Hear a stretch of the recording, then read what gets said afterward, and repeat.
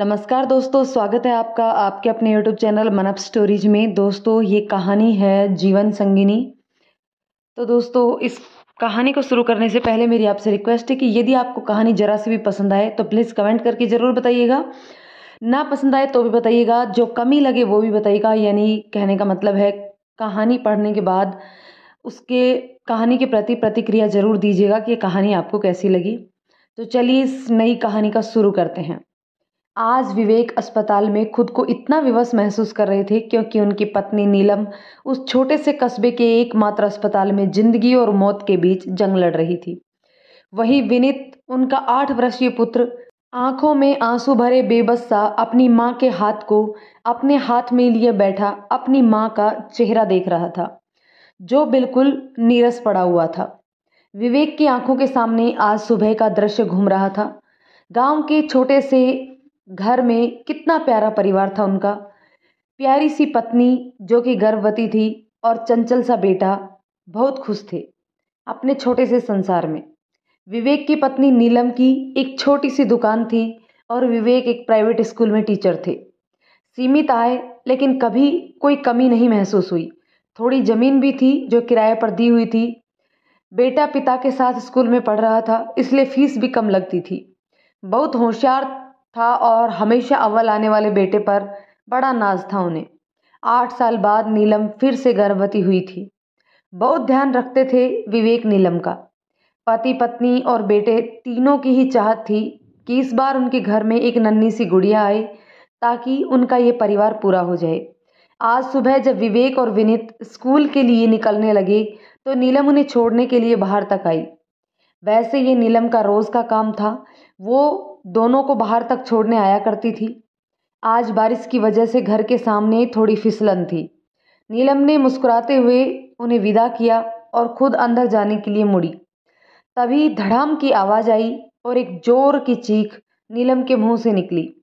विवेक ने तुरंत पीछे मुड़कर देखा तो उसकी आंखों के सामने ही नीलम का पैर फिसला और वो सीधे आंगन में गिरी। जितनी देर में विवेक उसे उठाने की कोशिश करते, नीलम के सर से निकले खून से आंगन लाल हो चुका था। आवाज सुन के विनीत भी भागता हुआ आया और माँ की हालत देख बहुत घबरा गया।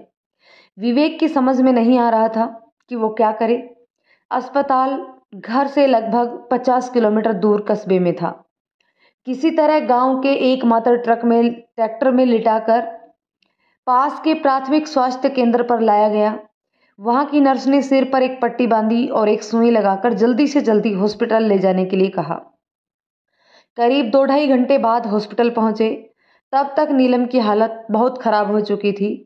खून लगातार बह रहा था। नीलम बेहोश थी। गिरने की वजह से उसका रक्तस्राव भी शुरू हो चुका था।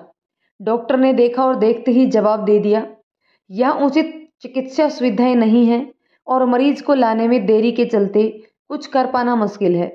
आप इन्हें किसी बड़े हॉस्पिटल में लेकर जाइए। डॉक्टर साहब, कुछ थोड़ा बहुत दवा दारू तो कर दीजिए ताकि ये दूसरे हॉस्पिटल तक पहुंच तो जाए।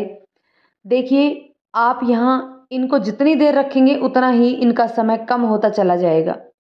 मैं आपकी बात समझता हूँ डॉक्टर साहब, परंतु कुछ इतना तो कर दीजिए कि इनका खून रुक जाए। देखिए, लगातार इनके सर से खून बहता जा रहा है और शायद गिरने की वजह से इनका मिसकैरेज भी हो चुका है। प्लीज़ एक बार चेक तो कर लीजिए। विवेक के बार बार मिन्नतें करने पर डॉक्टर ने नीलम को इमरजेंसी के रूप में देखा और कुछ इंजेक्शंस दिए ताकि खून रुक जाए और उसके सिर पर दोबारा से पट्टी की।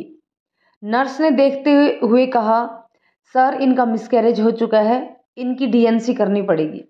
काश मेरे पास कुछ और पैसे होते या मेरे पास एक गाड़ी होती तो मैं नीलम को जल्दी ला पाता। मेरे घर के आगे पक्की सड़क होती तो शायद ये दुर्घटना नहीं हुई होती।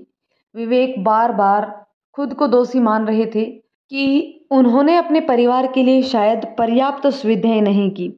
वही विनीत अपनी गीली आंखों से देख रहा था कि डॉक्टर किस तरह उसकी मां को बचाने का प्रयत्न कर रहे थे। उसे बार बार यह एहसास हो रहा था कि काश हॉस्पिटल उनके गांव में होता। 2 घंटों की जद्दोजहद के बाद आखिरकार नीलम ने हार मान ली और हमेशा के लिए आंख मूंद ली। विवेक और विनीत एक दूसरे का हाथ थाम के रोते रहे। कहाँ तो वो एक नन्हे से मेहमान के आने के इंतजार कर रहे थे और अपने पूरे परिवार को संपूर्ण होते देखना चाहते थे, और कहाँ उनका हंसता खेलता परिवार ही बिखर गया था। कुछ दिनों तक दुख और फिर एक आक्रोश में आकर विवेक ने एक फैसला लिया। अपनी दुकान और जमीन बेचकर घर में ताला लगा। जब विवेक ने गांव से बाहर कदम रखा तो उन्होंने नीलम से एक वादा किया। नीलम, जिस अभाव की वजह से मुझे तुम्हें खोना पड़ा, मैं वादा करता हूँ कि वो अभाव मैं अपने बेटे को नहीं होने दूंगा। मैं सब छोड़ के शहर चला जाऊंगा और सारी सुख सुविधाएं अपने बेटे के लिए उपलब्ध करवाऊंगा। अब कभी मैं गांव वापस नहीं आऊंगा। उन्हें नहीं पता था कि उनका हाथ थामे उनके बेटे ने भी एक वादा किया। माँ, जिस तरह इलाज के अभाव में मैंने तुम्हें और मेरी अजन्मी बहन को खोना पड़ा मुझे, मैं कोशिश करूंगा कि औरों को यह दिन ना देखना पड़े। मैं वादा करता हूँ कि मैं गांव में इलाज उपलब्ध करवाऊंगा। मैं फिर गांव जरूर आऊंगा। अपने अपने वादे के साथ दोनों पिता पुत्र जीवन के सफर पर निकल पड़े। जिंदगी का नया सफर शुरू करने के लिए विवेक विनीत को लेकर जयपुर चला आया। एक कमरा किराए पर लेके छोटी सी गृहस्थी दोबारा बसाई। जो थोड़े पैसे थे उससे एक छोटा सा धागे का व्यापार शुरू किया। विवेक की मेहनत और बुद्धि के बल से कहो या फिर भाग्य लक्ष्मी की कृपा से 2-3 वर्ष में ही व्यापार फलने फूलने लगा और अब विवेक ने कपड़ों का व्यापार भी शुरू कर लिया। एक कमरे के मकान से एक किराए का फ्लैट में उनकी गृहस्थी पहुंची। विनीत का गांव के एक सरकारी स्कूल से जयपुर के एक बड़े स्कूल में दाखिला हो गया। पढ़ने में तो वो पहले ही मेधावी था, अब उसे और संवरने का मौका मिल गया। विवेक ने पैसे कमाने की धुन में दिन रात एक करना शुरू कर दिया। विवेक का व्यापार एक शहर से दूसरे शहर में बढ़ता गया और विनीत शिक्षा के नए आयाम छूता गया। लेकिन दोनों अपने अपने सपने पूरे करने के चक्कर में इस कदर लग गए कि उनके बीच दूरी बढ़ती गई। जयपुर आए उन्हें 8 साल हो गए थे। किराए के मकान से खुद का मकान बनना शुरू हो गया था। मकान क्या, एक बड़ी सी कोठी बनने जा रही थी और साथ ही विनीत 12वीं के साथ साथ मेडिकल की तैयारी भी कर रहा था, क्योंकि उसका सपना था कि जिस चीज़ के अभाव में उसकी माँ उससे दूर हुई, उसे वह अभाव जो दूर करना था। इसलिए वह जी तोड़ मेहनत करके मेडिकल की तैयारी कर रहा था। साल बीतते बीतते 12वीं के साथ ही उसे एमबीबीएस में प्रवेश मिल गया। जयपुर के ही मेडिकल कॉलेज से उसने एमबीबीएस करना शुरू किया। 1 साल के अंदर विवेक की शहर के नामी इलाके में एक बड़ी सी कोठी बनकर तैयार हो चुकी थी, जिसमें अनेकों कमरे, कई नौकर चाकर, बड़ी गाड़ियां, सब कुछ था। कुछ नहीं था तो वह पुराना प्यारा समय, वो अपनापन और वो साथ। विवेक जी तोड़ मेहनत कर रहे थे अपने कारोबार के बढ़ाने में। इसी के चलते वह काफ़ी समय घर से बाहर भी रहते थे। इधर विनीत अपने कॉलेज, अपनी पढ़ाई और अपने दोस्तों में मगन रहता। कई दिनों तक दोनों की मुलाकात ही ना होती। 15 वर्ष गुजर चुके थे। आज विनीत एक डॉक्टर बन चुका था, एक मेडिकल स्पेशलिस्ट। विवेक आज बहुत खुश थे, बहुत गर्व था उन्हें विनीत पर। आज शाम विनीत को एक खास तोहफा देने वाले थे। जयपुर के एक बड़े इलाके में उन्होंने नर्सिंग होम बनाने के लिए एक ज़मीन खरीदी थी। विनीत जब घर पहुंचा तो इतने दिनों बाद पिता को घर पर इंतजार करता देख उसकी आंखों में नमी आ गई। विवेक ने जब उसे गले से लगाया तो दोनों के आंसू रुक ना सके। बड़े दिनों बाद पिता पुत्र ने साथ खाना खाया। उसके बाद विवेक ने कहा, विनीत बेटा, तुमने आज मेरा सीना गर्व से चौड़ा कर दिया है। आज अगर तुम्हारी माँ जिंदा होती तो पूरे शहर में, पूरे घर में मिठाइयाँ बंटवाती, घर में पूजा रखवाती, हवन करवाती और न जाने क्या क्या करवाती। फिर एक लंबी सांस लेते हुए, खैर बेटा, मेरी तरफ से तुम्हारे लिए एक छोटा सा तोहफा, कहकर उन्होंने नर्सिंग होम का नक्शा मेज पर फैला दिया। देखो, मैंने यह बनवाया है, तुम्हें इसमें जो भी कुछ बदलाव करना है वो बता देना। पापा, मैं ये नहीं कर सकता। मैं जयपुर में परमानेंट प्रैक्टिस नहीं करना चाहता। जयपुर में नहीं तो क्या फिर तुम विदेश जाना चाहते हो? चिंता मत करो, मैं सारी व्यवस्था कर दूंगा। नहीं पापा, मैं विदेश नहीं, मैं अपने गांव वापस जाना चाहता हूँ। वहीं पर प्रैक्टिस भी कर लूँगा। गांव? तुम्हारा दिमाग तो खराब नहीं हो गया?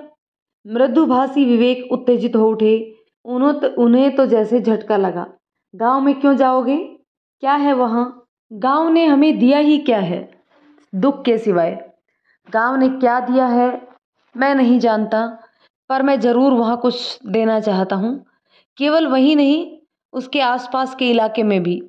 मैंने एक संस्था से बात की है, वही मुझे मदद करेंगे। विनित, तुम ऐसा नहीं कर सकते। मैं नहीं चाहता कि तुम्हारा परिवार भी उसी दुख और कष्ट से गुजरे जिससे हम गुजरे हैं। मैं इतने सालों से यही लक्ष्य लेकर रात दिन एक कर रहा हूँ। मैं तुम्हें और तुम्हारे परिवार को उस कष्ट में हरगिज नहीं जाने दूंगा। गांव के नाम से ही मेरा दिल रोता है बेटा। सब कुछ खो दिया मैंने वहाँ। पापा, मेरा लक्ष्य कुछ और है और उसके बीच में परिवार जैसी कोई चीज़ नहीं लाना चाहता। गुस्से में लगभग चीखते हुए विवेक ने कहा, तुम्हें कुछ अंदेशा भी है? तुम क्या कह रहे हो? परिवार जैसी कोई चीज़ नहीं लाना चाहता मतलब? यही कि अपना जीवन अपने लक्ष्य के साथ बिताना चाहता हूँ, शादी करके खुद को बांधना नहीं चाहता। विनीत, पहले भी तुम अपनी ज़िंदगी बर्बाद करने की बात कर रहे हो, ऊपर से ये बचकानी जिद। तुम्हारा दिमाग खराब हो गया है क्या? नहीं पापा, मैंने बहुत सोच समझ कर यह फैसला लिया है। मैं इस बेतुकी जिद में तुम्हारा साथ नहीं दे सकता। मुझे सिर्फ आपका आशीर्वाद चाहिए। मैं कल ही रवाना हो रहा हूँ। कहकर विनीत अपने कमरे की ओर चल दिया। विवेक जैसे सभी कुछ हार गए हों, वो धड़ाम से सोफे पर गिर पड़े। जिंदगी के सफ़र में दोनों के रास्ते अब अलग अलग हो चुके थे। सुबह होते ही विनीत कुछ ज़रूरी सामान लेके अपनी बाइक पर अपने गंतव्य के लिए रवाना हो गया। करीब 6-7 घंटे का सफ़र तय करके शाम को वो अपने गांव पहुंचा। 15 साल में काफ़ी कुछ बदल गया था। उसे देखकर अच्छा लगा कि कुछ सड़कें पक्की थी, कुछ घर भी बड़े और पक्के हो गए थे। उसके पुराने स्कूल की इमारत टूटी सी पड़ी पड़ी थी, पर एक नया स्कूल भी खुल गया था। थोड़ा ढूंढते हुए वह अपने पुराने घर के सामने पहुंचा। घर टूटा फूटा सा पड़ा था। गांव के इस हिस्से में शायद अब कोई रहता नहीं था। विनीत की आंखों से आंसू निकलने लगी और उसे अपने पुराने दिन याद आ गए। आज उसे माँ की बहुत याद आ रही थी। कुछ देर वहाँ रुककर वो आगे बढ़ा। वहाँ से लगभग 5 किलोमीटर दूर एक खेत के बीचों बीच एक छोटा सा घर था जो उसकी मंजिल थी। जयपुर के स्कूल के उसके पुराने दोस्त सावन के दादाजी का घर था जो कई सालों से खाली पड़ा था। विनीत के गांव आने की बात सुनकर उसने कहा कि वो इस घर में रहे और यहाँ से अपने नए जीवन की शुरुआत करे। विनीत ने जब उससे किराया देने की बात करी तो उसने ऐसे लात घूंसे और गालियां दी कि तूने मेरी दोस्ती की यही सिला दिया। और 2 दिन तक विनीत से उसने बात नहीं की। हार कर विनीत को मानना ही पड़ा। सावन की हरकत सोचकर उसने चेहरे पर मुस्कान आ गई। वहाँ एक बूढ़ा चौकीदार और उसका परिवार घर के एक हिस्से में रहते थे।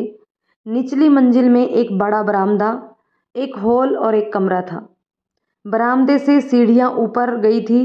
ऊपरी मंजिल पर एक बड़ा बेडरूम था जिसमें पुराने डिज़ाइन का एक बड़ा सा विशाल पलंग, एक आदमकद शीशा, एक ड्रेसिंग टेबल, 2 बड़ी बड़ी अलमारी, अटैच लेट बाथ भी था। विनीत को हंसी आ गई कि वो अकेली जान इतने बड़े कमरे का क्या करेगा। एक बैठक भी था जहाँ केवल 2 कुर्सियाँ थी। रसोई में बर्तन तो नहीं थे, लेकिन चालू हालत में एक पुराना फ्रिज था और एक गैस चूल्हा। कुल मिलाकर विनीत के लिए जो सामान था वो ही काफ़ी था। चौकीदार मातादीन ने कहा कि उनकी पत्नी और बहू घर की सफाई और खाना बनाने का काम संभाल लेंगी। रात उन्हीं ने उन्हें खाना दिया और विनीत खाकर सो गया। अगली सुबह उसके नए जीवन की शुरुआत थी। जिस संस्था के साथ वो जुड़ा था वे उसे एक मासिक तनख्वाह दे रहे थे, साथ ही जरूरी दवाइयाँ आदि भी। पैसे थोड़े ही थे लेकिन उसमें अकेले के गुजारा करने के लिए काफ़ी थे। विनीत ने नीचे के बरामदे को दवाखाना बना दिया जहां वो शाम को मरीज देखता। सुबह वो बाइक लेके हर रोज एक गांव में जाता और वहां से मरीज देखता। आसपास के कई गांवों में अब वो रोज जाने लगा था। हर गांव के सरपंच और बाकी शिक्षित लोगों के पास उसने अपने मोबाइल नंबर दे रखे थे ताकि जरूरत पड़ने पर उसे बुलाया जा सके। रात को वो अपनी पसंद की किताबें पढ़ता या अपनी पसंद के गाने सुनता। विनीत की जिंदगी का सफर वैसे ही चल रहा था जैसे उसने कल्पना की थी। 2 साल बीत चुके थे। विनीत जयपुर 4-6 महीने में एक आध बार आता। शुरू शुरू में तो विवेक ने उससे बातचीत नहीं की, परंतु धीरे धीरे जब विवेक से सामना होता तो बस हाय हेलो हाल चाल पूछ लेता। विवेक ने एक बार और शादी के बारे में बात की तो विनीत नाराज होकर वापस चला गया। एक दिन विनीत के पास विवेक के मैनेजर का फ़ोन आया और उसने कहा कि विवेक ने उसे अगले दिन ही बहुत ज़रूरी काम से बुलाया है। विनीत अगले दिन इस आशंका में भागा भागा गया कि कहीं उनकी तबीयत तो खराब नहीं हो गई। भले ही बाप बेटे में लाख मनमुटाव हो, पर एक दूसरे की फिक्र उन्हें जरूर रहती थी। जब वो घर पहुंचा तो पूरा घर रोशनी से जगमगा रहा था। अंदर पहुंचा तो घर मेहमानों से भरा हुआ था। उसे देखते ही विवेक ने कहा, आ गई बेटा, चलो जल्दी से तैयार हो जाओ। विनीत अपने कमरे में गया तो एक शानदार शेरवानी रखी हुई थी। विनीत को समझ नहीं आ रहा था कि आखिर पापा किस बात की पार्टी दे रहे हैं। खैर जो भी हो, नीचे चलकर पता चल जाएगा। विनीत तैयार होके नीचे आया तो किसी ने कहा, वाह भाई, दूल्हा हो तो ऐसा बिल्कुल हीरो लग रहा है। विनीत को जैसे अपने कानों पर यकीन नहीं हुआ। पापा, यह सब क्या है? विनीत, तुम्हारी आज शादी है। ये क्या मजाक है पापा? मजाक नहीं, हकीकत है। देखो बेटा, यहाँ चारों तरफ मेहमान हैं, ऐसा कुछ भी नहीं करना कि मेरी इतने सालों की इज्जत मिट्टी में मिल जाए। पापा, आप। इससे पहले कि वह कुछ कह पाता, अड़ोस पड़ोस की औरतें उसे लगभग खींचते हुए ले गई। आंगन में मंडप बना था, वहां उसे बिठा दिया गया। पंडित ने मंत्र पढ़ने शुरू किए। विनीत को जैसे कुछ भी सुनाई नहीं दे रहा था। गुस्सा, दुख और विस्मय मिला के ऐसा अजीब हाल था। वह गुस्से से घूरता हुआ विवेक को देख रहा था। थोड़ी देर में लाल साड़ी में लिपटी दुल्हन उसके पास लाकर बिठा दी गई। शादी की रस्में होती रही और विनीत जैसे यंत्रवत सा सब करता रहा। शादी संपन्न होने के बाद उसे और उस लाल पोटली को एक जगह बैठाने के बाद मेहमान धीरे धीरे जाने लगे। सब लोगों के जाने के बाद विवेक आए और बोले, जानता हूँ कि तुम मुझसे नाराज हो, लेकिन यकीन मानो मैंने तुम्हारी भलाई के लिए ही ऐसा किया है। मुझे आपसे कुछ नहीं कहना। आप शादी करवाना चाहते थे, हो गई ना शादी। विनीत की आंखें अंगारे बरस रही थी। अब ना मुझे आपसे वास्ता है और ना ही इस शादी से। विनीत ने गले से खींच के फूलों की माला तोड़ दी और उन्हीं कपड़ों में घर से बाहर निकल गया। गांव वापस पहुंचने के बाद उसने खुद को काम में पूरी तरह झोंक दिया। ना तो उसे नहाने खाने की सुध थी, ना ही सोने की। रात दिन वो जैसे अपना गुस्सा भूलने की कोशिश कर रहा था। 1 महीना हो चुका था। एक शाम जब मरीजों को देख रहा था तो एक बड़ी सी गाड़ी आके रुकी। उसने देखा कि विवेक गाड़ी से उतरे। विनीत ने बाहर आके गुस्से में धीरे से कहा कि कहीं मरीज सुन ना ले, आप यहाँ क्यों आए हैं? मैं यहाँ सिर्फ तुम्हारी अमानत छोड़ने आया हूँ। ड्राइवर ने गाड़ी का दरवाज़ा खोला और उसमें से एक दुबली पतली सी लड़की उतरी। ड्राइवर ने डिग्गी से 2 बैग भी निकाल के रख दिए। इसे आप यहाँ क्यों लाए हैं? मैंने आपसे कहा था ना कि मेरा इस रिश्ते से कोई लेना देना नहीं है। यह मेरे पास तुम्हारी अमानत है, मैं इसे यहाँ छोड़ के जा रहा हूँ। तुम रखो, फेंक दो, मारो, जो भी करो तुम्हारी मर्जी। ना तो इस घर में घुस सकती है और ना ही ये मेरी जिंदगी में। विनीत और कुछ कहता उससे पहले ही विवेक अपनी गाड़ी में बैठा और चला गया। विनीत गुस्से में घर के अंदर घुसा और दरवाज़ा बंद कर लिया। विनीत की पत्नी वहीं बाहर अपने सामान के साथ बैठी रही। सभी मरीज जा चुके थे। करीब 3 घंटे बीत गए शाम हो गई थी। विनीत अपने कमरे में गुस्से से चहलकदमी कर रहा था। उसने यूं ही बाहर खिड़की से देखा तो पाया कि वो लड़की दालान में बैठी थी। अपने आंचल को वो कसकर लपेट रही थी, शायद ठंड से बचने के लिए। एक पल को विनीत का दिल पिघल आया। इस बेचारी का क्या दोष? ये मैं क्या कर रहा हूँ? एक अकेली लड़की को रात में बाहर छोड़ दिया। उसने काकी, जो कि चौकीदार की पत्नी थी, को आवाज़ लगाई और बोला कि काकी उस लड़की को लाके कमरे में सुला दे। वह एक चादर और एक तकिया लेके नीचे बाहर आया और दरवाज़ा खोल के वह अपने क्लिनिक में जाकर वहाँ सो गया। सुबह उठकर जब वो ऊपर आया तो देखा वो लड़की नीचे ज़मीन पर बिस्तर उठा रही है। विनीत को देखकर वो चुपचाप उठ खड़ी हुई। विनीत ने एक नज़र डाली। दुबली पतली सांवली सी लड़की, चेहरे में आकर्षक भी। उसकी आंखें बड़ी बड़ी और बोलती हुई सी दिखे आंखें। आश्चर्य की बात कि वो कहीं से भी डरी सहमी सी नहीं लगी, बल्कि जीवंत, मानो उसे देखकर मुस्कुरा रही हो वो आंखें। विनीत एक पल को ठिठक गया, फिर चुपचाप बाथरूम में घुस गया। बाहर आया तो वो कमरे में नहीं थी। विनीत रोज की तरह नाश्ता करके निकल गया। शाम को आया, चुपचाप खाना खा के अपनी चादर लेके नीचे चला गया। इसी तरह 5 दिन बीत गए। वह ज़्यादातर उसके सामने नहीं आती थी और जब भी दिखती उसकी बोलती हुई बड़ी बड़ी आंखें बस मुस्कुराकर उसका अभिवादन कर देती है। एक शाम को वो किसी के घर मरीज देख रहा था कि गांव के सरपंच का फ़ोन आया। डॉक्टर साहब, मेरा पोता पेड़ से गिर गया है, पैर में चोट लगी है, मैं बस आपके दवाखाने पहुंच रहा हूं। ठीक है, आप पहुंच जाइए, मैं जहां हूं वहां से करीब पौन घंटा लग जाएगा, मैं बस निकल रहा हूं। बाइक भगाते हुए वह जल्दी से क्लिनिक पहुंचा। देखा तो विनीत की पत्नी बच्चे से बहुत ही प्यार से बातें कर रही थी। विनीत को देखकर उसने कहा, खून काफ़ी बह रहा था और आपको देर हो रही थी, इसलिए मैंने स्टेचेस लगा दिए हैं, इंजेक्शन भी दे दिया है और पेन किलर भी। अब आप देख लीजिए। इतना सुनते ही विनीत का चेहरा गुस्से से लाल हो गया और वो लगभग चिल्लाते हुए से बोला, ये तुम्हारा चूल्हा चौका नहीं है जो आपको देर हो रही थी और मैंने कर दिया।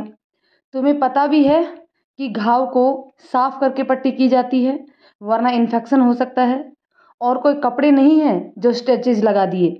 तुम्हें पता भी है बिना जानकारी के दवा देना किसी के लिए कितना घातक हो सकता है, इससे किसी की जान भी जा सकती है।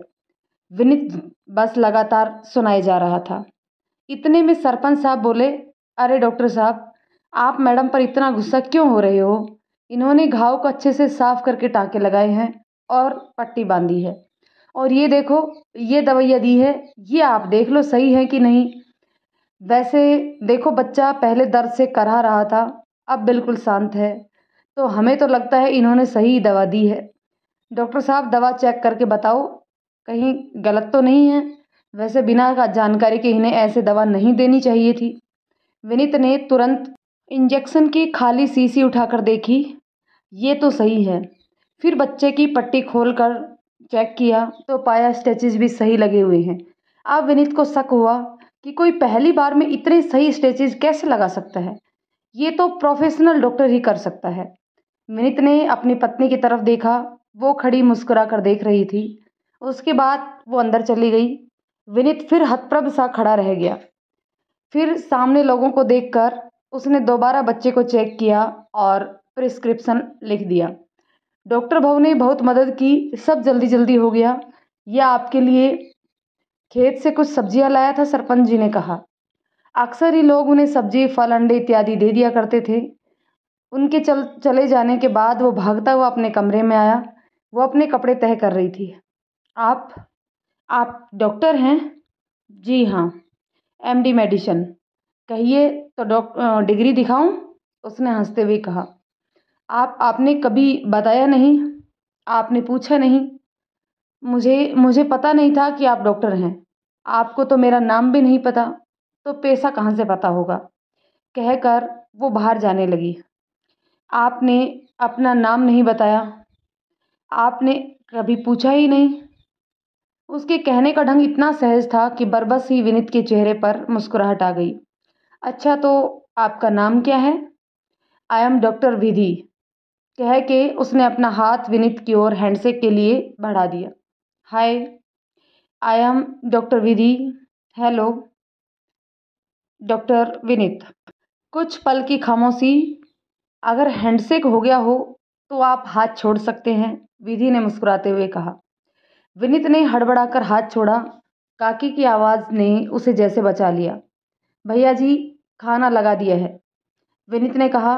डॉक्टर विधि, सॉरी, मुझे आपसे इस तरह बात नहीं करनी चाहिए थी। मैं अपने पेशेंट को लेकर बहुत ही केयरफुल रहता हूँ, तो मुझे थोड़ी टेंशन हो गई थी। इट्स ओके, मैं समझ सकती हूँ। खाना खा लीजिए, खाना लग चुका है।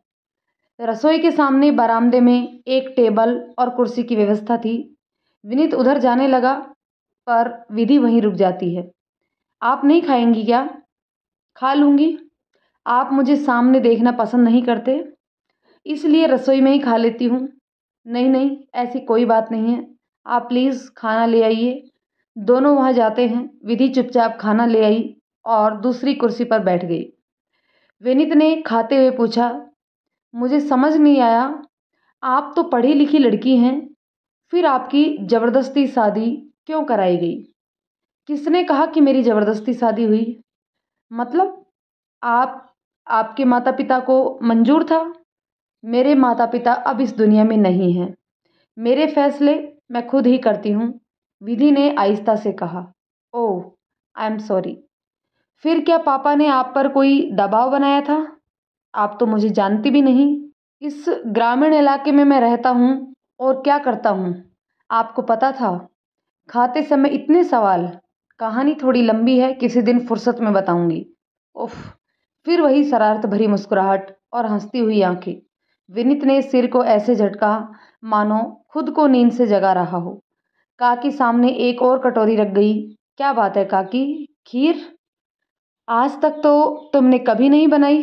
भैया जी, आज बहू जी की पहली रसोई है, तो मीठी की शुरुआत करते हैं। विनीत ने चुपचाप खीर खत्म की और धीरे से कहा, खीर बहुत अच्छी बनी है। मुंह हाथ धो के जब वो कमरे में आया तो देखा विधि नीचे अपना बिस्तर बिछा रही है। आप पलंग पर क्यों नहीं सोती? मैं तो नीचे क्लिनिक में सोता हूँ, वहाँ तो ठीक से हिलने की भी जगह नहीं है। आप यहाँ पलंग पर सो जाइए। मैं नीचे ठीक हूँ, मुझे आदत है। एक शर्त पर, आप प्लीज़ इस शादी के रहस्य से पर्दा उठाएं। मुझे कुछ समझ में नहीं आ रहा। विधि अपने बिस्तर पर बैठते हुए बोली, मेरी कहानी कुछ कुछ आपकी जैसी ही है। मेरे पिता कलकत्ते में एक सफल बिजनेसमैन थे। संयुक्त परिवार था। मेरे दो चाचा और पापा मिलकर बिजनेस संभालते थे। माँ और दोनों चाची घर को। मैं अपने माता पिता की इकलौती संतान थी। बहुत लाड़ प्यार मिलता था मुझे बचपन में। मुझे बचपन से ही डॉक्टर बनने की धुन सवार थी। स्कूल में हमेशा फर्स्ट आती और पापा सबको बताते कि मेरी बेटी ने कितना अच्छा रिजल्ट दिया है। हंसी खुशी से दिन गुजर रहे थे कि एक दिन अचानक कार के एक्सीडेंट में पापा चल बसे। मैं तब 15 साल की थी। पापा के जाते ही दोनों चाचा ने हमें जायदाद से बेदखल कर दिया। माँ बहुत रोई, गिड़गिड़ाई, पर उन्होंने कुछ भी नहीं दिया। यहाँ तक कि माँ के जेवर भी नहीं। माँ के मायके में भी कोई ऐसा ना था जो हमारी मदद कर सके। माँ के पास बस कुछ 1000 रुपये थे और पहने हुए 2-4 जेवर। माँ बस मुझे लेके जयपुर आ गई। 20 कमरों के शानदार बंगले से हम एक छोटे से किराए के कमरे में आ गए। माँ का बस एक ही सपना था कि मेरा सपना साकार हो। माँ कुछ सिलाई कटाई का कार्य करती थी, मैं कुछ बच्चों को ट्यूशन देती, उसी से मेरे स्कूल की फीस भरी जाती और किसी तरह हमारा गुजारा चलता। माँ अंदर से बहुत टूट सी गई थी। विधि की आंखें नम हो गई थी। उन मुस्कुराती आंखों में नमी विनीत को पता नहीं क्यों बहुत ही बेचैन कर रही थी। धीरे से आंसुओं को पोंछकर विधि ने कहा, जब मेरा मेडिकल में चयन हो गया तो माँ बहुत खुश थी। मैंने कुछ स्कॉलरशिप के लिए आवेदन किया था, उसमें से एक आपके पापा का ट्रस्ट भी था और मुझे वहाँ से हर महीने की स्कॉलरशिप मिल रही थी। सब कुछ मिला के कॉलेज की फ़ीस और हमारा गुजारा चल रहा था। इसी बीच माँ की तबीयत बहुत ख़राब रहने लगी। कॉलेज में भी कुछ डॉक्टर्स ने मदद की, लेकिन माँ को कोई बचा नहीं पाए। अब मैं इस दुनिया में बिल्कुल अकेली थी, लेकिन मैंने तय किया कि मैं हार नहीं मानूंगी। मुझे पापा और मम्मा के साथ देखा गया सपना पूरा करना है।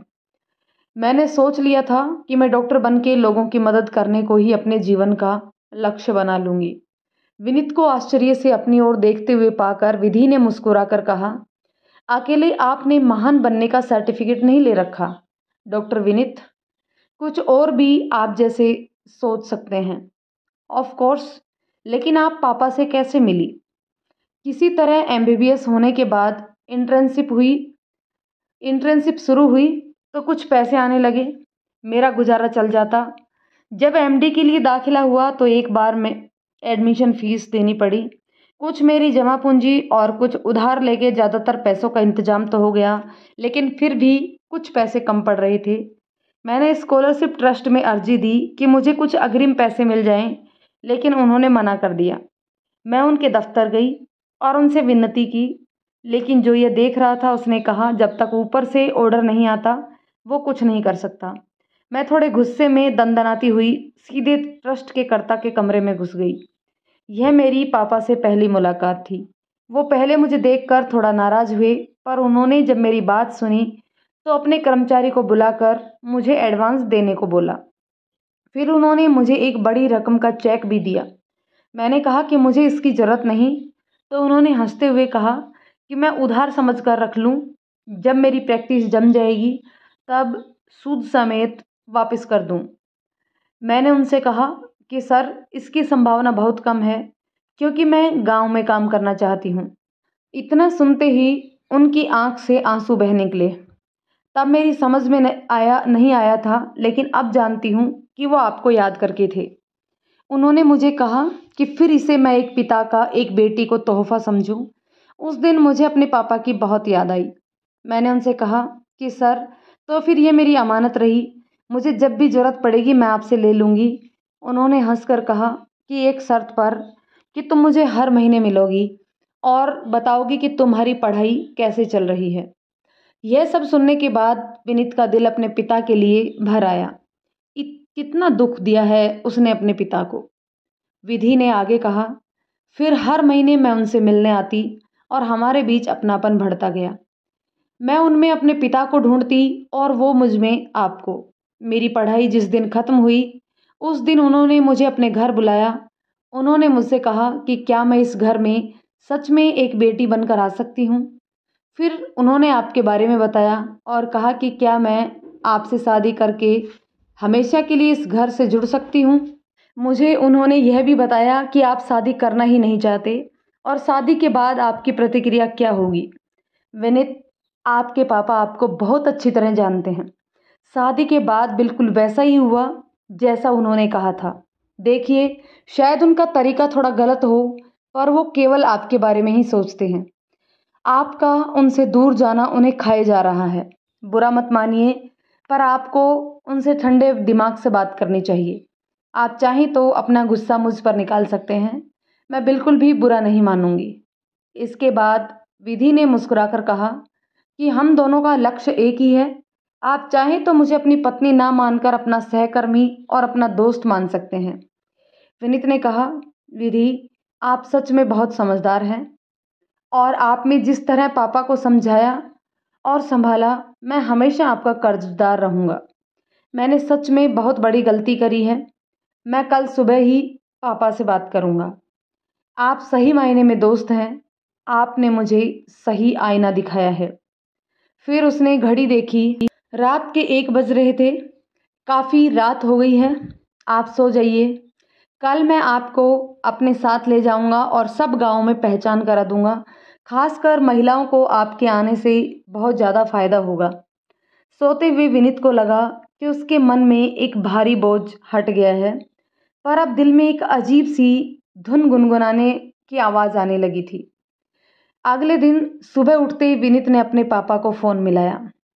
फ़ोन की घंटी बजते ही विवेक ने देखा तो उन्हें अपनी आंखों पर यकीन ही नहीं हुआ।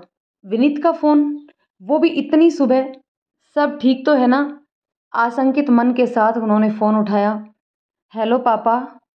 पापा, आई मिस यू।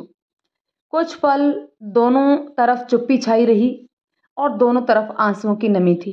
विनीत ने फिर कहा, आई एम सॉरी पापा, मैंने आपको बहुत तकलीफ़ दी है ना?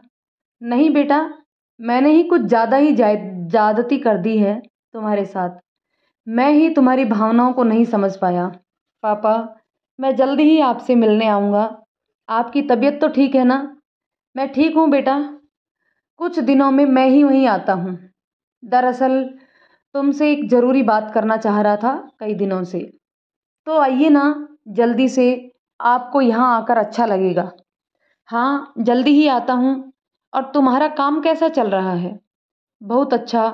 आप आएंगे तो आपको सब बताऊंगा। ठीक है। विधि को मेरा प्यार देना और तुम दोनों हमेशा खुश रहना। आप अपना ख्याल रखिएगा। जल्दी ही मिलते हैं। फोन रख के विनीत पीछे मुड़ा तो विधि खड़ी मुस्कुरा रही थी। विनीत ने मुस्कुराते हुए कहा, थैंक यू सो मच। आपकी वजह से आज मैंने अपने पापा को फिर से पा लिया। Thank you. चलिए, अब आपके थैंक यू का कोटा ख़त्म हो गया हो तो नाश्ता कर लें। जी, चलिए। रोज़ सुबह नाश्ते में विनीत चाय के साथ कभी ब्रेड तो कभी बिस्किट खाकर चला जाता था।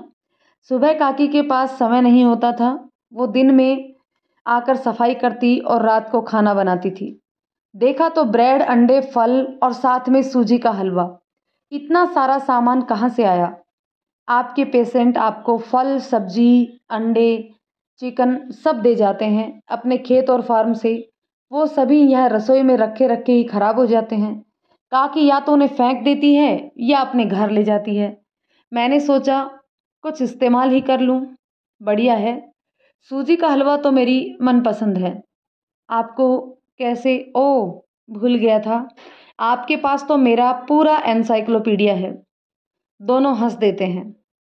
आप लंच कहाँ करते हैं? कहीं नहीं। मतलब? सुबह 2 बिस्किट खा के आपका सारा दिन कट जाता है। जहाँ जाता हूँ कोई चाय पिला देता है, कभी कोई फल खिला देता है। बस मेरा काम चल जाता है। मुझे तो बाबा भूख लगती है। मैं ऐसे नहीं रह सकती।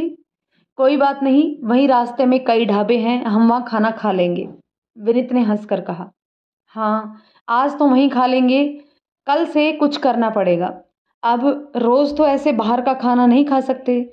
चलें? जी चलिए। दोनों बाइक पर अपने राउंड के लिए निकल गए। गांव की ऊंची नीचे रास्तों पर बाइक उछल रही थी। विधि ने गिरने से बचने के लिए विनीत की कमर और कंधे पर हाथ रखा तो विनीत को लगा कि उसके दिल की धड़कनें तेज हो गई। विनीत ने अपने आप को संभाला। सारा दिन अच्छा बीता। विधि बहुत सी महिलाओं से मिली। कुछ तो खुद इलाज के लिए आगे ही नहीं आना चाहती थी। उसने बड़े सब्र से उन्हें समझाया। दोपहर को दोनों ने ढाबे में खाना खाया। आज विनीत को सच में ऐसा लगा जैसे पहली बार कोई दोस्त मिला हो।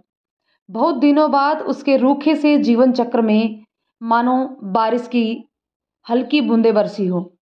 दोनों अब साथ जाते, हर गांव में इलाज करते, शाम को क्लिनिक में जो मरीज आते उन्हें देखते, जो खाली समय मिलता दोनों दुनिया जहां की बातें करते। विधि कुछ बच्चियों को शाम को पढ़ाई में भी मदद करती। उसे बच्चों को पढ़ाने में बहुत मज़ा आता था। चौकीदार की पोती माया तो हमेशा ही विधि की परछाई बनकर रहती। रात दिन भाभी भाभी कह के आगे पीछे घूमती।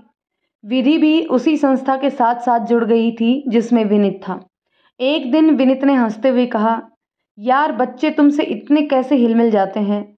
मैं जब चेक करता हूँ तो रोते हैं और जब तुम हैंडल करती हो तो चुप हो जाते हैं। अरे, ऐसी जंगली जैसी शक्ल बना के रखोगे तो बच्चे तो क्या, बड़े भी पास नहीं आएंगे। अपनी बड़ी हुई दाढ़ी पर हाथ फेरते हुए विनीत ने कहा, क्यों? यह तो बढ़िया लुक है, एकदम मॉडल्स टाइप। मॉडल? एकदम जंगली। अच्छी खासी शक्ल है, पर पता नहीं क्या कर रखा है। लगता है कि बीवी छोड़ के भाग गई है। उसके कहने का ढंग कुछ ऐसा था कि विनीत को जोर से हंसी आ गई। अगली सुबह जब विनीत फ्रेश होके निकला तो एकदम क्लीन सेव, बाल करीने से सेट। विधि ने उसे देखा तो आंखें बड़ी करके देखा और मुस्कुरा दी। विनीत ने पूछा, अब जंगली लग रहा हूँ या मॉडल? जब बच्चों का चेकअप करेंगे तो खुद ही देख लेना पास आ रहे हैं या नहीं। बच्चों के बाद में सोचेंगे, पहले ये बताओ कोई बड़ा पास में आएगा कि नहीं। वो राम सिंह काका और सरपंच जी और वो 90 साल के दादाजी है ना, उन पर ट्राई कर लेना, विधि ने भोले बनते हुए कहा। और बीबी, वो भाग जाएगी या रहेगी? अगर आप जल्दी से नाश्ते के लिए टेबल पर नहीं आए तो बीबी पक्का भाग जाएगी। कहते हुए विधि ने मुंह बनाया और हंसते हुए भाग गई। विनीत मुस्कुराते हुए पीछे पीछे चला। एक सुबह विवेक का फोन आया कि वह 2-3 दिन के बाद घर आ रहे हैं। विनीत और विधि बहुत खुश हो गए। विनीत ने कहा, चलिए शाम को पास के शहर में चलते हैं, एक नया पलंग और कुछ ज़रूरत का सामान ले आएंगे। अगले दिन विधि ने विवेक के लिए बहुत ही प्यारा सा कमरा सजाया। कुछ भी बहुत महंगा नहीं था, लेकिन बहुत ही सुरुचिपूर्ण था। विनीत कमरा देख के बहुत खुश हुआ। उसने विधि से कहा, विधि आपने इस मकान को घर बना दिया है, थैंक यू। उसकी आवाज़ में बहुत ही सच्चाई थी जो विधि के दिल को छू गई। डॉक्टर साहब, अब अगली बार आपने थैंक यू बोला तो हमारी दोस्ती खत्म। हमारे देश में गाँवों की कमी नहीं है, मैं कहीं और जाके प्रैक्टिस कर लूँगी। विधि ने हंसकर माहौल को हल्का करते हुए कहा, ओके डॉक्टर विधि, मैं दोबारा गलती नहीं करूँगा, लेकिन यहाँ बहुत से मरीज हैं जिनको आपकी ज़रूरत है। विनीत ने मुस्कुराते हुए जवाब दिया और फिर मन ही मन बोला, और शायद किसी डॉक्टर को भी। विवेक उनके पास आकर बहुत खुश हुए। विनीत तो प्यारा था ही, लेकिन विधि को भी सच में बेटी की तरह ही प्यार करते थे। आते ही विधि पापा बोल के उनके गले लग गई। कैसी है मेरी बच्ची, ठीक तो है ना? यह तुझे परेशान तो नहीं करता? मैं ठीक हूँ पापा। यह डॉक्टर साहब थोड़े खड़ूस जरूर हैं, लेकिन इतना भी परेशान नहीं करते, विधि ने अपने शरारती अंदाज में जवाब दिया। क्या मैं खड़ूस? और पापा, आप शायद भूल गए हैं कि आपका बेटा मैं हूँ और आप इसी गले लगा रहे हैं, और मैं बेचारा बस सामान उठा रहा हूँ। विनीत ने मासूम सी शक्ल बनाते हुए कहा, तुम दोनों ही मुझे दुनिया में सबसे प्यारे हो। कहकर विवेक ने विनीत को गले से लगा लिया। विनीत विवेक का सामान ऊपर उनके कमरे में ले गया और विधि चाय बनाने लगी। विनीत ने कुछ हिचकते हुए कहा, पापा, आपको इस छोटे से कमरे में असुविधा तो नहीं होगी? विवेक ने कहा, बेटा, तुम शायद भूल गए हो कि मैंने अपनी आधी से ज़्यादा जिंदगी इससे भी छोटे कमरे में काटी है। शहर तो मैं सिर्फ तुम्हारे भविष्य के लिए गया था, लेकिन मेरी आत्मा अभी भी यहीं बसती है। आज शाम मैं दोबारा उसी जगह जाना चाहता हूँ और तुमसे कुछ ज़रूरी बातें भी करनी है। बेटा, अगर तुम्हारी माँ होती तो शायद हमें शहर में जाने की ज़रूरत नहीं होती। तुम्हें याद होगा ना बेटा, उस छोटे से घर में हम तीनों कितने खुश थे। बेटा, ये मेरी जन्मभूमि है। यहाँ मेरे बचपन की यादों के साथ साथ तुम्हारे बचपन की यादें भी तो हैं, और साथ में वो दुखदाई पल भी हैं। विवेक ने गहरी सांस लेते हुए कहा, आखिर मैं इसे कैसे भूल सकता हूँ? वैसे भी बेटा, इंसान चाहे कितना भी बड़ा हो जाए, उसे अपनी ज़मीनी हकीकत कभी भूलनी नहीं चाहिए। वैसे जब बच्चों को थोड़े से ज़्यादा पैसे या ऐशो आराम मिल जाता है तो वो इस तरह छोटे और अभाव की जगह रह नहीं सकते। पर मुझे गर्व है कि मेरे बेटे में वो अहम नहीं है। एक बार को मैं बहक गया था, पर मेरे बेटे ने मुझे आईना दिखाया। विवेक ने मुस्कुराकर कहा, नहीं पापा, ऐसी कोई बात नहीं है। मैंने मम्मी से वादा किया था, वही पूरा कर रहा हूँ, और मुझे यहाँ लोगों की सेवा करके सुकून मिलता है। शाम को जब वो उनके गांव पहुंचे तो अपने पुराने घर के सामने जाके दोनों पिता पुत्र भावुक हो उठे। उन्हें देखकर विधि की आंखें भी नम हो उठी। थोड़ी देर बाद खुद को संभाल कर विवेक बोले, विनीत, तुम्हें याद है ना कि मैंने तुम्हारे लिए एक नर्सिंग होम बनाने की परिकल्पना की थी? मैं आज भी वही करना चाहता हूँ। मैंने ये जगह और उसके आसपास की ज़मीन खरीद ली है। मैं चाहता हूँ कि यहाँ वैसा ही हॉस्पिटल बने जैसा हमेशा से तुम चाहते हो। मैं एक ट्रस्ट भी शुरू कर रहा हूँ जो इसका पूरा खर्चा उठाएगा। पापा, क्या सच में? मैं आपको बता नहीं सकता कि मैं आज कितना खुश हूँ। विधि, सुना आपने पापा क्या कह रहे हैं? हाँ सच में पापा, यह तो जैसे आपने हमारा सपना साकार कर दिया। मुझे यह बहुत पहले से ही करना चाहिए था। सच कहूँ तो जब से मैंने यह निश्चय किया है, एक अलग ही शांति का अनुभव कर रहा हूँ। कभी कभी बच्चे भी माँ बाप को सही राह दिखा देते हैं। विनीत आगे बढ़कर अपने पिता के गले लग गया। विवेक ने आगे कहा कि हम इसी सप्ताह कोई अच्छा मुहूर्त देखकर भूमि पूजन कर लेते हैं और काम शुरू कर देते हैं। इसे बनने में करीब 8-10 महीने तो लग ही जाएंगे। इस बीच एक और छोटा सा तोहफा है तुम दोनों के लिए, इसे अपनी शादी का तोहफा समझो। विधि और विनीत ने एक दूसरे की ओर देखा। वो पूरी कोशिश कर रहे थे कि विवेक को उनके रिश्ते की असलियत ना पता चले। मैंने एक मोबाइल क्लिनिक लिया है तुम दोनों के लिए। इसके साथ तुम लोग कुछ सुविधाएं आसपास के गांव तक पहुंचा सकते हो। मैंने एक ड्राइवर की भी व्यवस्था कर दी है जो यहीं गांव के पास के ही गांव का रहने वाला है। घर चलकर तुम दोनों देख लो उसमें और कुछ भी चाहिए या नहीं। थैंक यू सो मच पापा, आपने तो जैसे मेरी मनचाही मुराद पूरी कर दी। 4 दिन बाद भूमि पूजन का मुहूर्त निकला। विवेक और विनीत तैयार हो गए थे। दोनों नर्सिंग होम का प्लान साथ में देख रहे थे और विधि का इंतजार कर रहे थे। चलिए, मैं तैयार हूँ। विनीत ने विधि की तरफ देखा तो वो देखता ही रह गया। रोज विधि सलवार कुर्ता पहनती थी और एक चोटी करती थी। आज उसने लाल बॉर्डर वाली पीले रंग की साड़ी पहनी थी। बाल खुले रखे थे, कानों में छोटे छोटे झुमके, गले में एक पतली सी चैन, आंखों में काजल, माथे पर छोटी सी बिंदी। बहुत सुंदर लग रही थी। विनीत का दिल पता नहीं क्यों जोरों से धड़कने लगा। क्या हुआ, चले? हड़बड़ाते हुए विनीत ने कहा, जी चलिए। पूजा के वक्त बार बार विनीत की निगाहें विधि पर जाकर रुक जा रही थी। उसकी हमेशा से आकर्षक आंखें आज काजल लगा के और भी ज्यादा प्यारी लग रही थी। शाम को घर पहुंचकर विवेक जी थोड़ा आराम करने चले गए। विनीत जब कमरे में पहुंचा तो विधि आईने के सामने अपने जेवर उतार रही थी। विनीत उसके पीछे गया और झुककर उसके कान में धीरे से बोला, आपकी आंखों में काजल बहुत अच्छा लगता है, रोज लगाया कीजिए। कहकर वो बाथरूम में घुस गया। विधि ने आईने में देखा और उसके चेहरे पर एक शर्मीली सी आभा फैल गई। अगले दिन विवेक वापस जा रहे थे।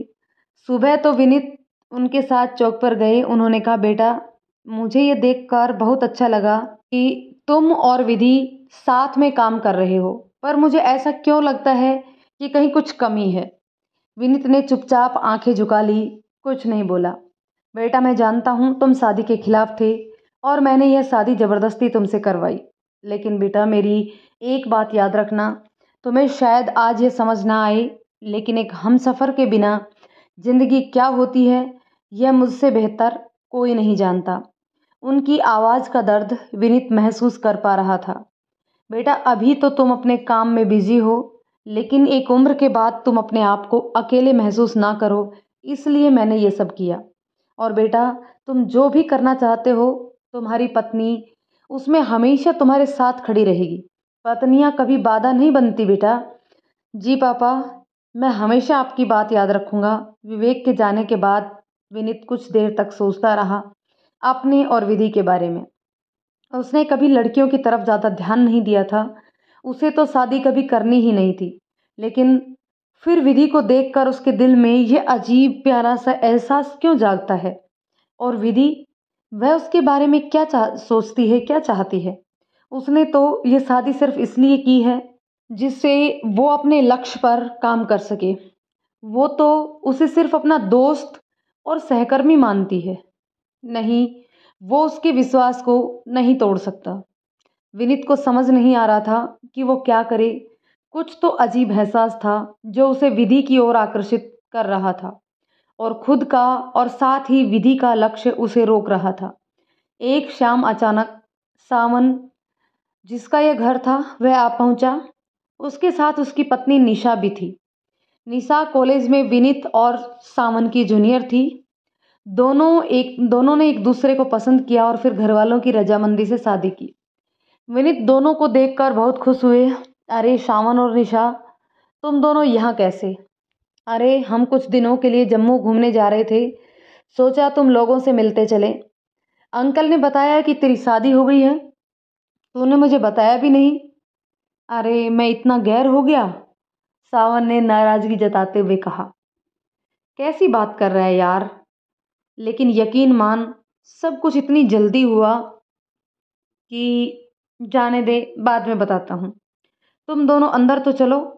हाँ हाँ भाई, भाभी जी से भी तो मिलना है। पता तो चले कौन है जिन्होंने हमारे विश्वामित्र की तपस्या भंग की, सावन ने कहा और साथ ही विनीत का भी उसके पीठ पर एक जोरदार मुक्का पड़ा। सब हंसते हंसते अंदर पहुंचे। लोगों की आवाज़ सुनकर विधि रसोई से बाहर निकली तो उसे देखते ही सावन और निशा एक साथ बोले, विधि तुम? विनीत ने आश्चर्य से पूछा, तुम लोग जानते हो इन्हें? सावन ने कहा, जानते हो मतलब? अरे बाबा, अब अपने ही कॉलेज की जूनियर है तो जाहिर सी बात है जानेंगी ही। और निशा और विधि तो एक ही बैच से हैं। अब चौंकने की बारी विनीत की थी। उसने प्रश्नवाचक आंखों से विधि की ओर देखा। विधि ने बस एक निगाह विनीत पर डाली और फिर सावन और निशा की आवभगत में लग गई। बातों बातों में सावन ने कहा, यार तुम दोनों हमारे साथ जम्मू क्यों नहीं चलते? तुम लोग तो शादी के बाद कहीं गए भी नहीं हो शायद। अरे फिर यहाँ का काम कौन देखेगा? यार तुम्हें सारी जिंदगी यहाँ रहना है। कभी कभी तो डॉक्टर भी छुट्टी डिजर्व करते हैं। बस कुछ दिनों की ही तो बात है। विधि, अब तुम ही समझाओ इन्हें, वरना इस बोरिंग इंसान का बस चले तो 100 साल भी एक ही कमरे में किताबों के साथ बंद रह सकता है। सावन की इस बात पर सभी हंस दिए। विनीत ने विधि की ओर देखा तो उसकी आंखों में मौन स्वीकृति देखकर कहा, चलो फिर चलते हैं। पैकिंग करनी पड़ेगी और मैं कुछ लोगों को बता भी देता हूँ कि मैं अगले 3 दिन यहाँ नहीं हूँ। सावन ने कहा, तब तक मैं होटल में एक और कमरा बुक कर लेता हूँ। अगले कुछ घंटे तैयारी और हंसी ठहाके में निकल गए। रात को दोनों सहेलियां एक कमरे में सो गई और विनीत और सावन देर रात तक पुराने दिनों को की बातें करते रहे। अगली सुबह चारों के चारों सावन की गाड़ी में जम्मू के लिए रवाना हो गए। बीच में दिल्ली में थोड़ी देर रुककर फिर आगे बढ़ चले। खूबसूरत दृश्य और दोस्तों का साथ चारों को एक ताजगी का अनुभव करवा रहा था। बातों ही बातों में रास्ता कब कट गया पता ही नहीं चला। करीब 1 बजे वो जम्मू पहुंचे।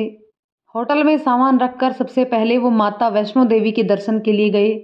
घूमने के लिए इससे अच्छी जगह क्या थी? जो जम्मू आए और माता के दर्शन ना करे, ये कैसे हो सकता है?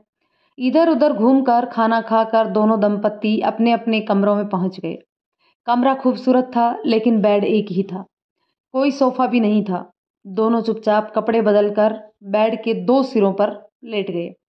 विनीत ने बातचीत शुरू करते हुए कहा, अच्छा लग रहा है ना? हाँ, रोजमर्रा की भागदौड़ भरी जिंदगी से एक ब्रेक अच्छा लग रहा है। एक बात पूछे कि मैंने आपको क्यों नहीं बताया कि मैं आपके ही कॉलेज से हूँ? अब यह मत कहना कि मैंने पूछा क्यों नहीं। विधि खिलखिला के हंस पड़ी।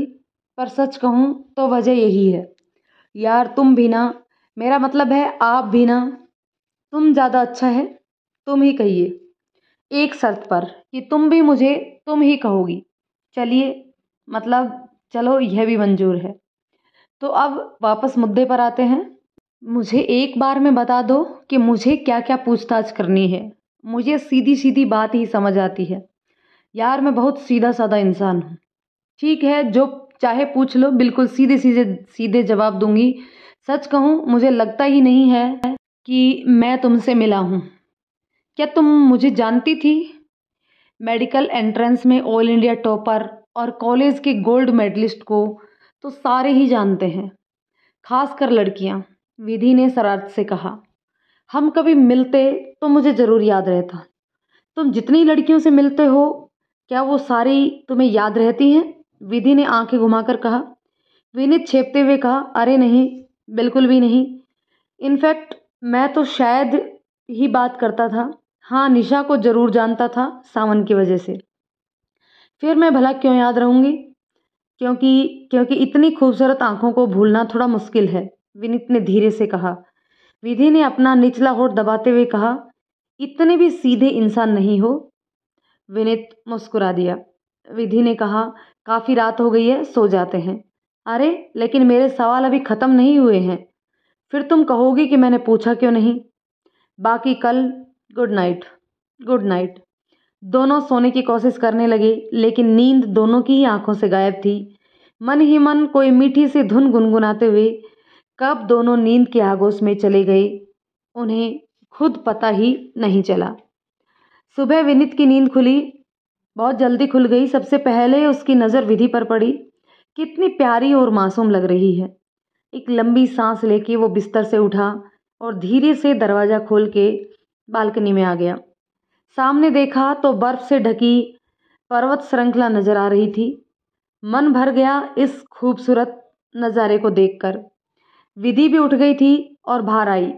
विनीत ने मुस्कुराकर कहा, गुड मॉर्निंग। कितना खूबसूरत मौसम है ना, वॉक पर चलोगी? हाँ चलो, मैं एक शॉल ले लेती हूँ, तुम भी एक जैकेट पहन लो, बाहर ठंड है। बहुत ही प्यारा मौसम था। होटल एक ऑर्चर्ड के अंदर था। कोहरे की चादर ओढ़े पेड़, ठंडी ताजी हवा, बर्फ से ढके पर्वत एक सुकून दे रहे थे। चलते चलते विनीत ने कहा, तुमने मेरी कल की बात का जवाब नहीं दिया, आप अभी तक वहीं अटके हुए हैं। विधि ने आंखें नचाते हुए कहा, हाँ जानती थी आपको, कॉलेज में बहुत बार देखा था। कुछ कुछ सेमिनार भी अटेंड किए जिसमें आप पेपर प्रेजेंट किए करते थे। कि कभी किसी फंक्शन में आपने अपनी इच्छा भी बताई थी कि आप क्या करना चाहते हैं। उस दिन लगा कि एक बार आपसे बात करने का मौका मिले तो अच्छा होगा, लेकिन हिम्मत नहीं हुई। मैं ये बिल्कुल नहीं जानती थी कि आप और पापा का क्या रिश्ता है। एक बार पापा मुझसे पूछ रहे थे कि इस कॉलेज से तो लोग या तो बड़े हॉस्पिटल ज्वाइन करते हैं या फिर विदेश चले जाते हैं। तब अनजाने ही मैंने उनसे कहा था कि हमारे एक सीनियर हैं डॉक्टर विनीत, वो भी किसी गांव में प्रैक्टिस कर रहे थे। पापा तब सुन के मुस्कुरा दिए थे। एक खुली जगह बेंच पर बैठते हुए विधि ने कहा, जेब में हाथ डालकर एक पेड़ के सहारे खड़े होते हुए विनीत ने कहा, लगता है पापा तभी से कुछ खिचड़ी पकाने लग गए थे। तो तब तुम्हें पता चला कि तुम्हारी शादी इस नाचीज से होने वाली है, तो तुम्हें कैसा लगा? पापा ने उस दिन मुझे उनके घर पर बुलाया था। ड्राइंग रूम में आपकी एक बड़ी सी तस्वीर थी। पापा ने मुझसे पूछा, इसे जानती हो क्या? मैंने कहा, हाँ, यह तो डॉक्टर विनीत हैं। तब उन्होंने कहा कि यह मेरा बेटा है। मुंडा पागल है तुम्हारी ही तरह, लेकिन इसके जैसे दिल के सच्चे लोग बहुत कम होते हैं। अगर तुम्हारे घर में कोई बड़ा होता तो मैं उससे इजाज़त लेता, पर अभी तुम मेरे बेटे से शादी करोगी? और इससे पहले कि तुम जवाब दो, मैं तुम्हें बता दूं कि वो शादी करना ही नहीं चाहता और वो इस शादी को आसानी से स्वीकार भी नहीं करेगा।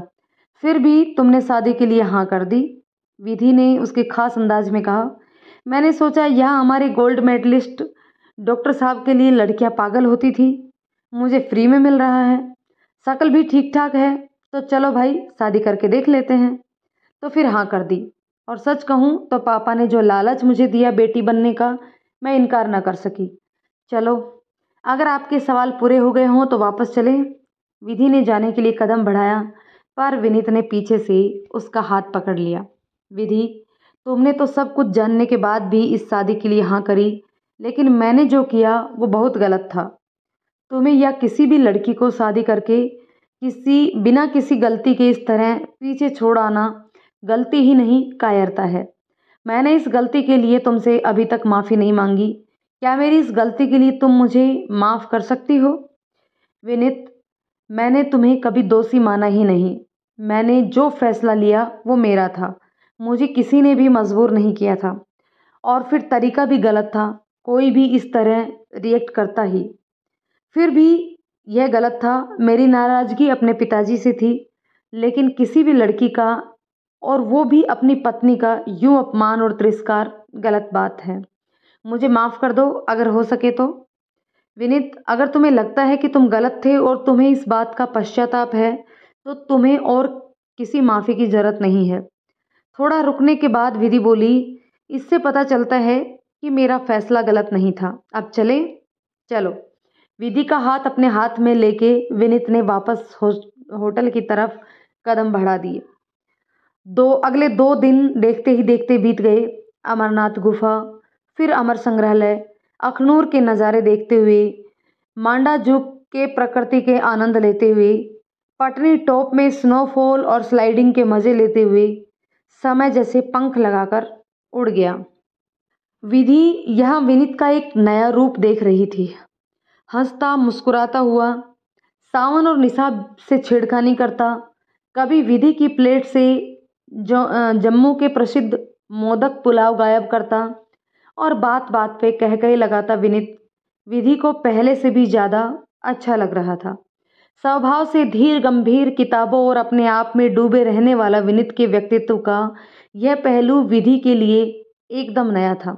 भले ही उसने हमेशा विनीत को यह दिखाया हो कि उसने शादी यूं ही कर ली थी, इस रिश्ते को दोस्ती और सहकर्मी का नाम दिया हो, सच तो यह था कि विनीत की ओर एक आकर्षण उसे हमेशा से था।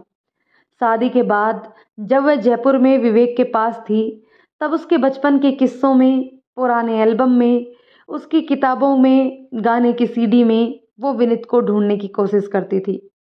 पिछले कुछ महीनों में उसने विनीत को जितना जाना, उसके बाद उसके लिए एक अपनापन और सम्मान दोनों का ही एहसास होने लगा था। और अब यह एक नया रूप, विनीत का विधि से माफ़ी मांगना, यह सब मानो एक नए गीत की धुन लिख रहे हों। 2 दिन बाद जब वो वापस पहुंचे, उनके रिश्ते में मानो एक नई ताजगी आ गई थी। औपचारिकता का पर्दा हट गया था, लेकिन एक दूरी अभी भी बनी हुई थी।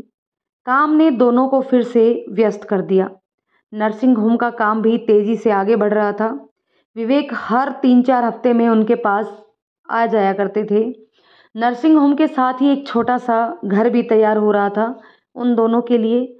इस बार जब विवेक आए तो उन्होंने विधि से कहा, बेटा, तुम जिस तरह से घर को सजाना चाहती हो, उसके लिए अगर सामान तुम खुद पसंद करती तो अच्छा होता। अगर तुम कुछ दिनों के लिए जयपुर चलो तो यह सब सामान आराम से ले सकती हो। विधि ने विनीत की ओर देखा। विनीत ने कहा, पापा ठीक कह रहे हैं, तुम अपनी ज़रूरत और पसंद के हिसाब से सब ले लो। साथ ही जो नर्सिंग एजेंसी बाकी स्टाफ की व्यवस्था करेगी, उससे भी बात कर लेना। हो सके तो कुछ लोगों का इंटरव्यू भी ले लेना। विधि ने कहा, पापा तो फिर आपके साथ ही चल लेती हूँ कल। अगले दिन विधि काकी को सारी हिदायतें देके विवेक के साथ चली गई। उसके जाने के बाद विनीत को मानो सब कुछ खाली खाली लगने लगा। उसे बाइक की पिछली सीट खाली लगती, उसे सुबह की चाय बहुत अकेली लगती। वो कभी विधि के स्टेथोस्कोप से खेलता, कभी उसके कपड़ों को छू के देखता, मानो उसमें विधि को ढूंढने की कोशिश कर रहा हो। विधि से रोज ही फोन पर बात होती थी, लेकिन वो तो उन बोलती हुई आंखों को ढूंढ रहा था। उनके बिना सब कुछ खामोश सा था। 5 दिन हो गए थे विधि को गए। विनीत को ऐसा लगने लगा था मानो बरसों हो गए हों। उस शाम एक मरीज की प्रिस्क्रिप्शन लिखते हुए उसका ध्यान तारीख पर गया तो वो चौंक उठा। कुछ ही पलों में उसने एक निर्णय लिया। 4 घंटे बाद अपने छोटे से बैग पैक के साथ वो जयपुर की बस में बैठ लिया था। सुबह सुबह वो सिंधी कैंप उतरा और एक ऑटो लेकर घर पहुंचा। पूरे 1 साल पहले वो इस घर को छोड़कर गया था। उसके बाद से वो यहाँ आया ही नहीं। अपने पापा के साथ सारी बातें सुलझाने के बाद वो ही उसके पास आते रहे। घर के अंदर कदम रखते हुए उसने सोचा, कितना कुछ बदल गया है उसके जीवन में इस 1 साल में। अंदर आते ही सबसे पहले विवेक को देखा। वो सुबह की मॉर्निंग वॉक के लिए तैयार हो रहे थे। विनीत को देखते ही एक आश्चर्य और प्रसन्नता भरी मुस्कान उनके चेहरे पर खिल गई। अरे विनीत, तुम बहुत अच्छा हुआ जो तुम आ गए। मैं बस वॉक के लिए निकल रहा था। चलो तुम आ गए हो तो चाय साथ पीते हैं। नहीं नहीं, आप वॉक करके आ जाइए, फिर आराम से बात करते हैं। मैं तब तक सबसे मिल लेता हूँ। विवेक हंसते हुए बोले, ठीक है, मैं 1 घंटे में आता हूँ। और सुनो, तुम्हें जिन सब से मिलना है वो सब ऊपर तुम्हारे कमरे में है। पापा आप भी। विनीत छेपते हुए ऊपर कमरे की ओर भागा और विवेक हंसते हुए बाहर निकल गए। विनीत धीरे से कमरे का दरवाज़ा खोलकर अंदर आया। विधि अभी अभी नहा के निकली थी। गुलाबी साड़ी में लिपटी खिड़की के बाहर देखती हुई अपने बालों को सुलझाती हुई कुछ गुनगुना रही थी। दरवाजे की आहट से विधि ने पीछे मुड़कर देखा और इस अप्रत्याशित आगंतुक को देख के उसके कदम अपने आप विनीत की ओर भागने लगे। एक कदम की दूरी पर खुद को रोकते हुए उसने कहा, तुम अचानक, कल जब बात हुई तो तुमने बताया नहीं, तुमने पूछा नहीं। हाँ जी, मेरा ही दांव मुझ पर। इतनी सुबह पहुंचे हो, मतलब रात को चले होंगे। कुछ खाया? रुको, मैं नाश्ता लगाती हूँ, कहकर विधि जाने लगी। विनीत ने पीछे से हाथ पकड़ के उसे अपनी ओर खींच लिया। विधि की सांसें तेज होने लगी।